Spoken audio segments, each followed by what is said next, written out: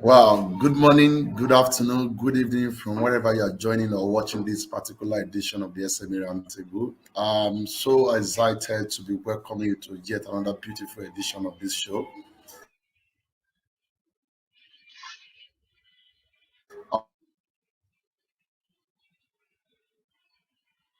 We are glad in the last few weeks as we want to dream more in this continue. I'd like to quickly explain to us or introduce what we do at Pest Consulting and some of the partners that work with us to make this show a reality.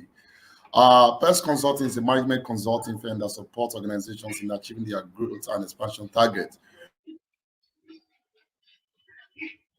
We provide.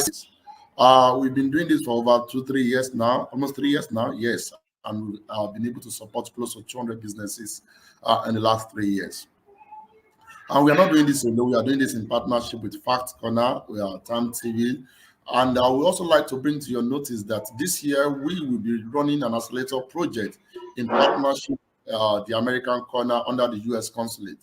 The aim of this project is to help 50 selected businesses to achieve their growth and expansion targets by providing them services like trainings, mentorship, and also we are also looking at the possibility of giving them some funding to run their business. And this year is going to be wonderful. And the best you can do for yourself is to stay glued to our programs, our channels, to follow us on Facebook, on LinkedIn, on Instagram. And now that Twitter is back, you can also follow us on Twitter so that you can be abreast of what we are up to. And that information is very essential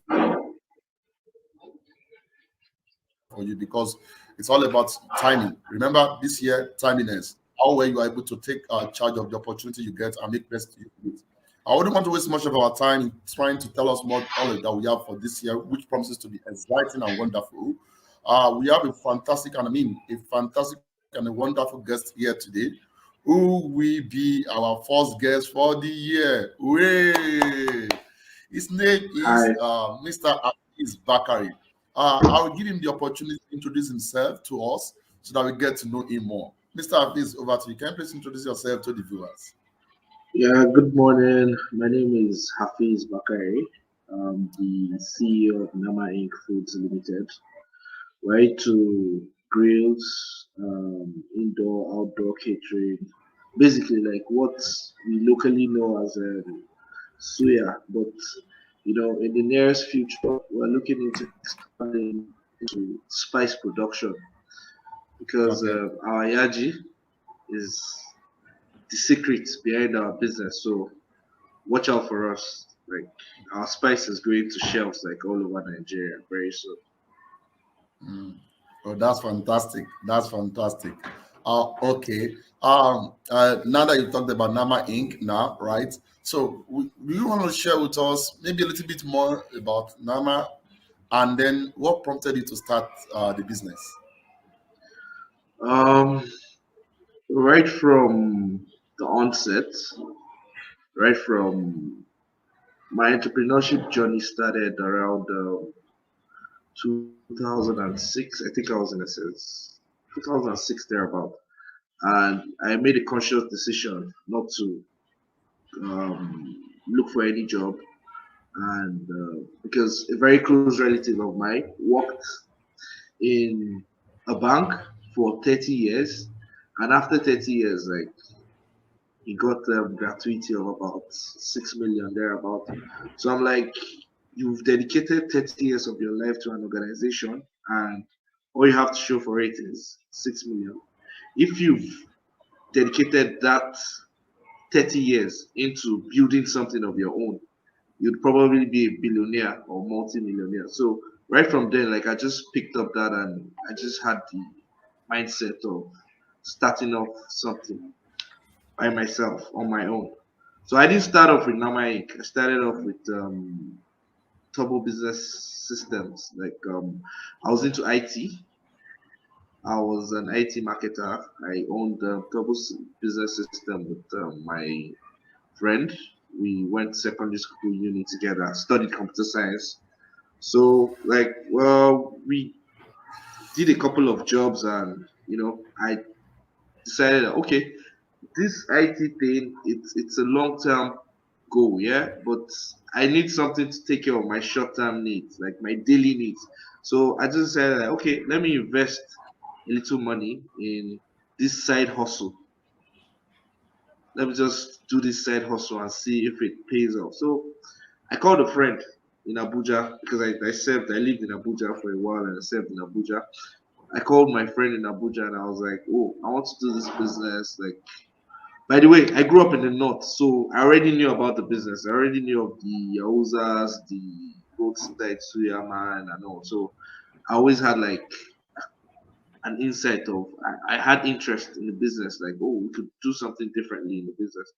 So I called my friend in Abuja and I was like, I want to start this business. He was like, okay, can you link me up with someone?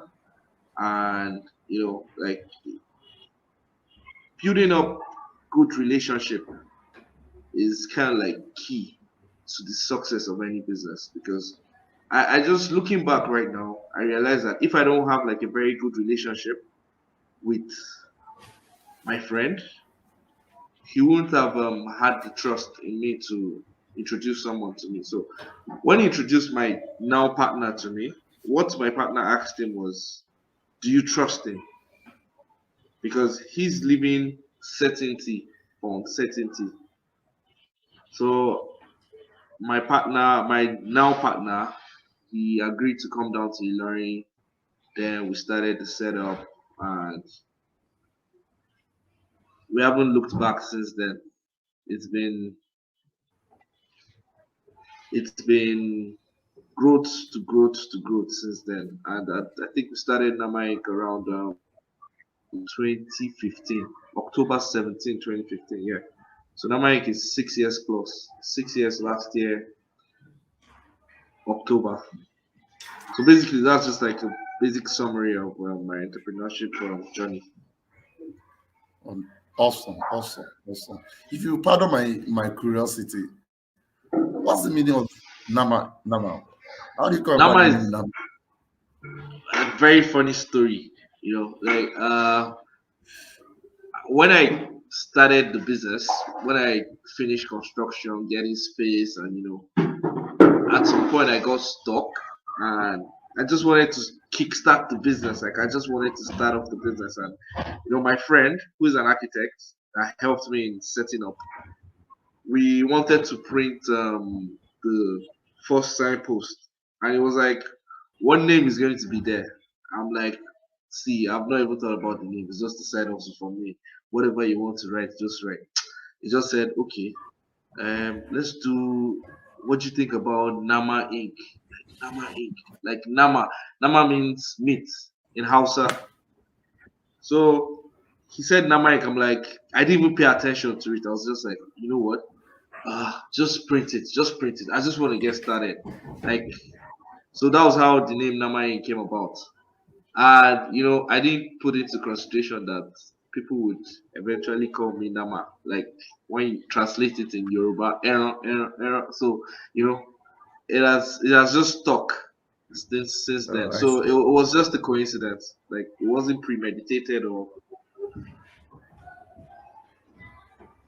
Of picked. course. It just happened. That's fantastic. That's really really awesome.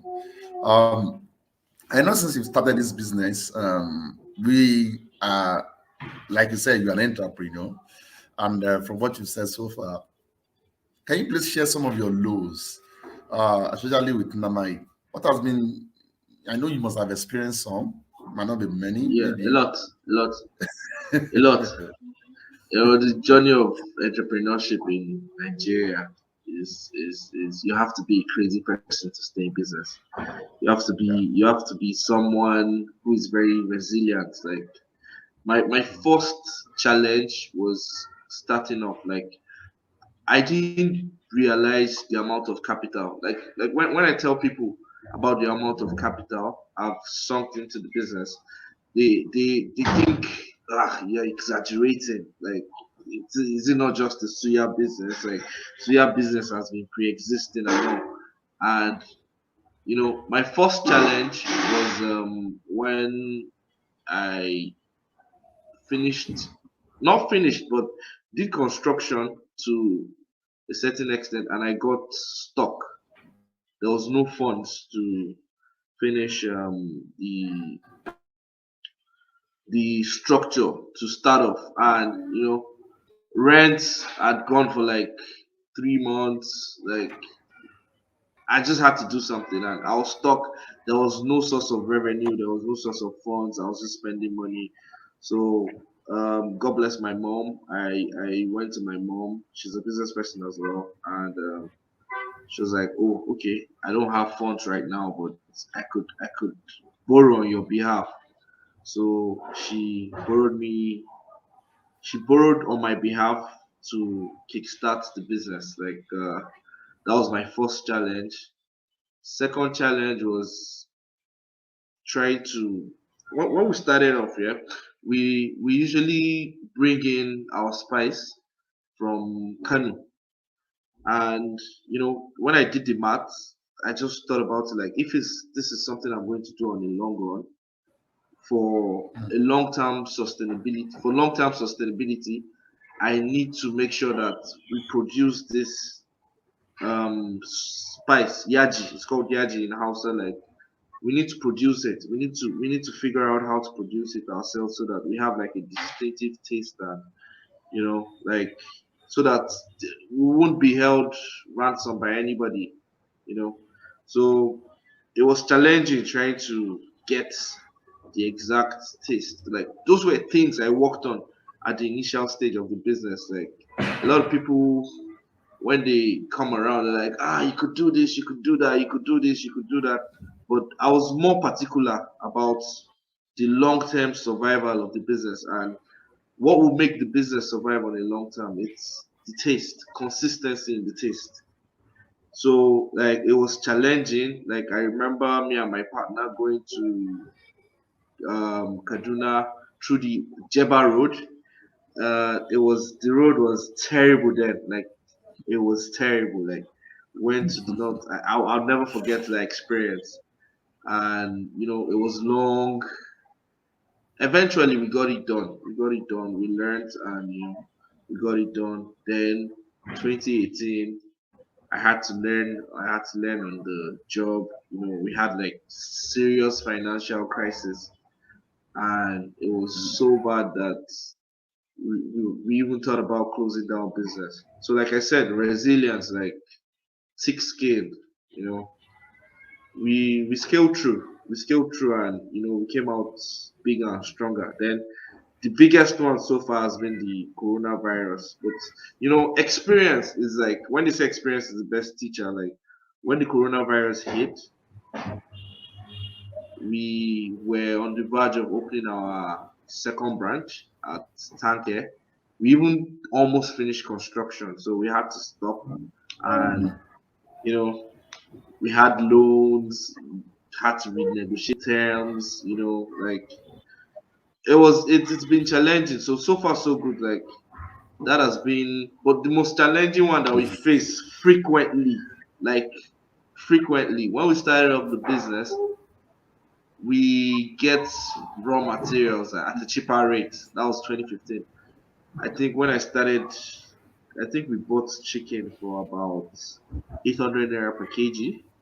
Now it's like double that, even more. Like it keeps increasing. Like from mid last year till date, like every month there's increments. So those are just challenges we face. So we look at how we can reduce the cost of production, so we don't constantly increase price. So we don't constantly burden our customers. So I think so far so good. That has been the challenges that we faced. That I totally understand how that can be. How and this is one of the reasons why we always tell people that whenever they are starting a business, it's very essential that they sit down to do the costing, to know how much it's going to cost them, and then have something like a backup that should things not work as you plan, that you still have something to get you over the line. Thankfully, you mm, were able to get somebody who could come good for you to raise some loans so as to complete that business. Otherwise, it will have been money wasted because your money will be stuck. You won't be able to do anything at the end of the day to achieve your targets. But thankfully, you're able to, thank.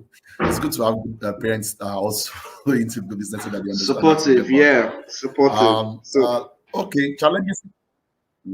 Yeah, very supportive. That's very essential. Challenges are part of the things that we must embrace as a business owner, and then we must then begin to develop capacity, resilience, and the tenacity to overcome them. Not just throwing ourselves at them through passion alone, but taking time to understand what is working, what is not working, how can I better mhm, address these things so as to change course and then be more effective or productive as the case may be in trying to solve that particular problem. problem, yeah. Moving on, I think we can then begin to talk about some of your wins. We've been talking about challenges so that people understand that for every challenge there's also a win. So can we just Mm. do you want to share one or two wins since you started this business? I think my biggest win since I started the business was perfecting my spice production. Like that's the biggest win like I've had. Then one thing that gives me joy, one thing that matches that win is I believe so much in um, human management, human capacity development. Mm, So when I look at my staff and I look at the ones that have been with us like right from the inception, and I see how much they've grown, and for people to stay with you, like they need to key into your dreams. It's yeah. not money. Like people think money is essential. Yes, there are two things. Like they need to key into your dreams. Like okay, let me give you like a short narration. When I brought in my partner, how I was able to convince him was that he he worked in I don't know if you know Yauza. There's this brand in Abuja, like it's all over the north. Like so when he came down, he had certainty there. So I brought him to Ilari to an uncertain market that has not been tested. And I was able to convince him to stay by,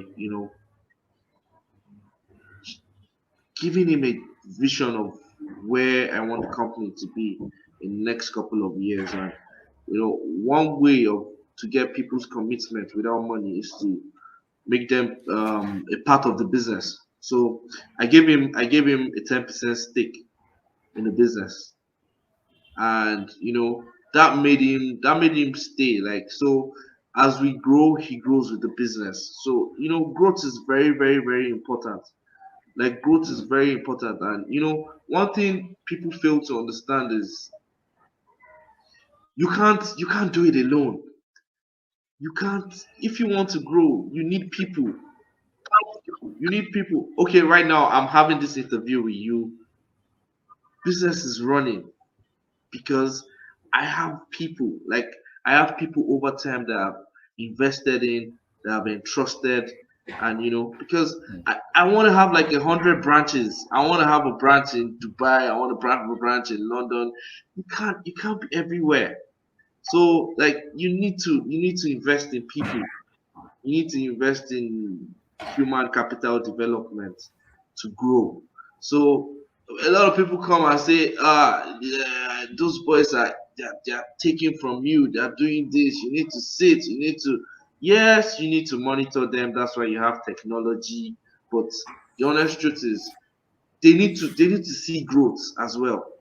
Like tremendous growth. They know when your business is growing, they actually know because they come in contact with customers every day. They see the volume. They don't care about maybe how many loans you have to take to grow and all. But when you build like a family like structure around your staffs, and they keen to your dreams, and they want to grow with you. So basically, my second biggest win is being able to, develop people. Like, we've had people that came to us. When they came to us, like, they didn't have funds to go to school. They got enough salary to, go to school, finish polytechnic and all. So it's that's like a very big win. It's something that gives me joy to know that, okay, I'm a pathway to growth for people. Sometimes, like, even if we don't make profit, there was a time we're not making profit, but I was happy because I Yeah. had people. So basically, like, it's for me, like, opening new branches, increasing revenue. That's money's paper to me. Like, but the honest truth is the amount of lives we've been able to impact. Okay, we started with just me and my partner. We started me and my partner. The business started growing. We brought in somebody from Kano, and he's still with us till date. Like, he came in around November, December 2015. And between now and then, he has gone to school, finished his schooling in the Polytechnic, and it's impacting lives generally. And right now, we have like about a staff strength of 15 to 16 people, you know. That's it. That's growth within 6 years. Like, that's growth. No injection of funds from anywhere. Like, we just keep doing it one step at a time. Because I believe in taking it one step at a time. I don't believe in trying to. There's no rush. I'm not going anywhere. Like, once there's life, there's hope. So there's no rush. There's no rush. Yeah. I thank you so much. I think you have even answered my second question because I was about to ask you about the keys to team management for you. And from what you've just said now, I can say that team development has been key to you. And I also appreciate the fact that your business do not exist for profit alone, but for the impact that is making not only in your life or in the life of the consumers or the clients that you service or your suppliers, but most importantly, the people that work with you. Like, I always tell people that there's nothing like organizational success. Organizational success is a mirage. Mm. Is when individuals within an organization become successful. That is when the organization becomes successful. When you have a team that's successful, the success of the team is what the organization has to show as its or our own as its own success, right? So majorly it's more of the people, more of the team. And Mm. once we make them successful and they become excellent people, they grow.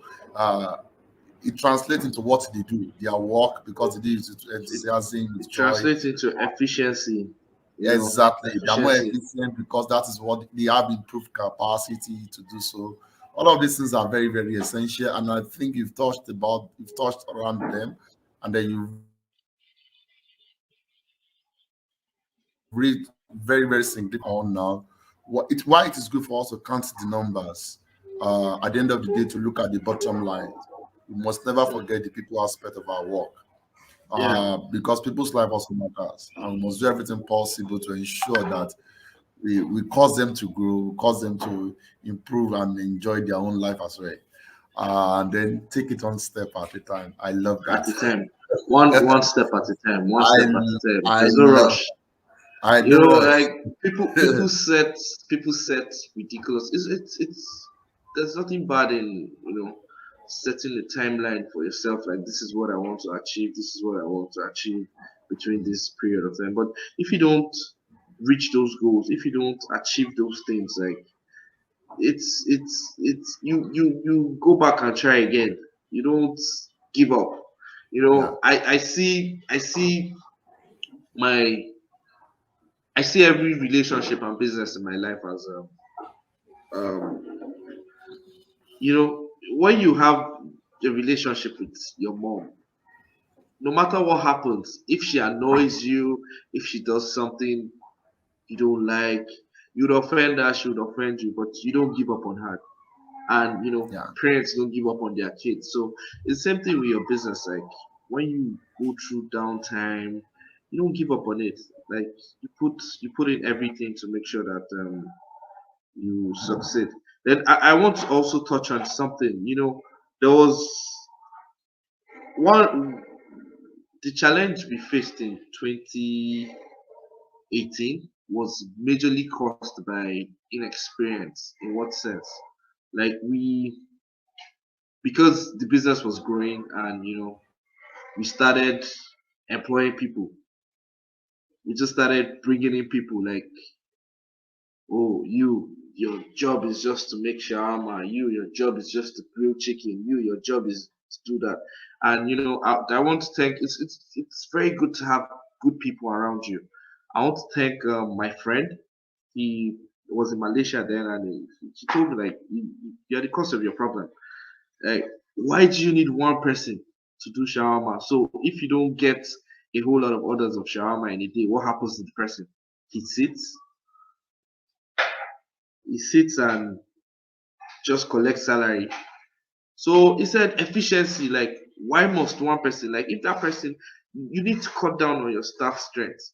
A lot of organizations like make a lot of startups make those mistakes. Like the moment they start making money, they increase their staff strength, and they start their overhead goes up.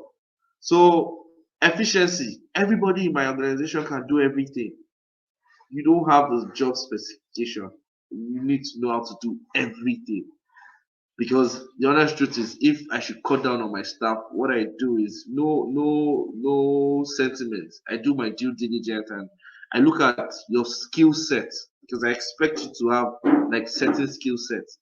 And if you don't have up to those skill sets, then if you are the least on the list of skill sets, then you're off. So that is how I've been able to grow my business by making sure that a job that one person can do, not overworking the person, but a job that one person can do within 6 hours, like efficiently. Why do you need to take three people? Because you feel like you have the resources. Why do you need to take three people when one person can do it? So basically, efficiency is very key to growth. Efficiency.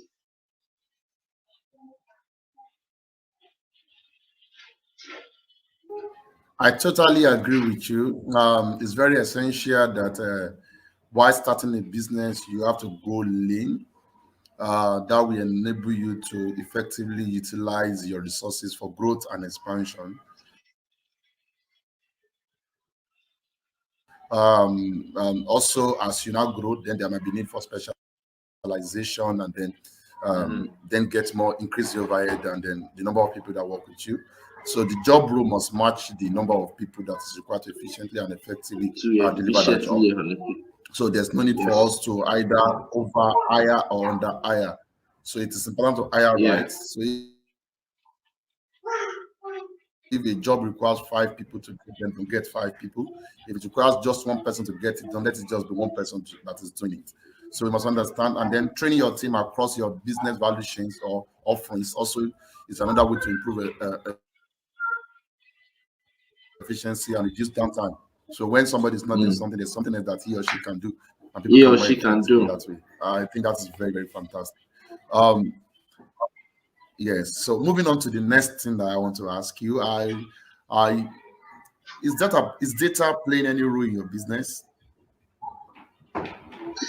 Data is life. I wouldn't have been able to, know the true position and the level of growth without data. Data is life. Data coming from having like an IT background, like I know the value, the importance of having data, like the importance of having data. Data is life because we keep daily data, and one thing is I technology makes things much more easier these days. When I started off, it was manual data keeping. But funny enough, I still use manual. Like I still use manual. Then still put it So because for when you cross-checking look at sometimes. when you look at the numbers tell you the next direction for your business. Like the numbers speak to you. When you understand the numbers, like numbers speak to you. Like sometimes, like my wife, she complains that I scribble too much. Like I write too much. Like this is just a part of me as an entrepreneur. Like every time I'm always thinking of one data or the other. Like okay, oh, what can I do to grow? Then for because another thing is that at some point, like when you grow to a certain extent, if you want your business to survive, you need to have structure.